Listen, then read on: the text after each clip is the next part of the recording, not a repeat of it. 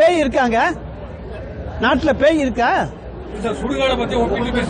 சுடுகாடுக்கு வந்து பேய் இருக்குன்னு சொல்லியிருக்காங்க. நான் அதுக்கு சுடுகாடு சொல்லியிருக்கேன், என்ன தப்பு? நீதிபதிகள் பேய்க்கதை, அரசு பேய்க்கதை சொல்லுகிறது என்று சொல்லுகின்ற பொழுது ஒரு அமைச்சர் சுடுகாட்டிலே தான் பிணம் எதிர்க்கப்பட வேண்டும், நடுரோட்டிலே எதிர்க்கப்படக்கூடாது என்று சொல்வதிலே என்ன தவறு இருக்கிறது சொல்லுங்க. தீபம் ஏற்றுவதை நான் ஒப்பிடுறேன், அதே கிடையாது. அதாவது தவறாக புரிந்து கொள்கிறீர்கள். ஒரு உதாரணம் சொல்ல வேண்டும். ஒரு இடத்திலே தீபம் ஏற்றப்படுகிறது என்று அவர்கள் சொல்லுகிறார்கள். அதற்கான ஆதாரம் இருக்கிறதா என்று கேட்கிறோம். ஆதாரம் இல்லை. ஆனால் நீதிமன்றம் தீபம் ஏற்ற வேண்டும் என்று சொல்லுகிறது. அப்பொழுது நாங்கள் என்ன சொல்லுகிறோம்? உடனடியாக ஒருவர் வந்து நடுரோட்டிலே தான் நான் பிணத்தை எரிக்க வேண்டும் என்று சொன்னால் பிணத்தை எரிக்க சொல்லுவீர்களா? அது சுடுகாட்டிலே தானே எரிக்கப்பட வேண்டும். அதைத்தான் நான் சொல்லியிருக்கிறேனே தவிர நீதிமன்றத்தை அவமதித்து நான் எதுவுமே சொல்லவில்லை. அதில் நீதிமன்ற அவமதிப்பு 1% கூட கிடையாது.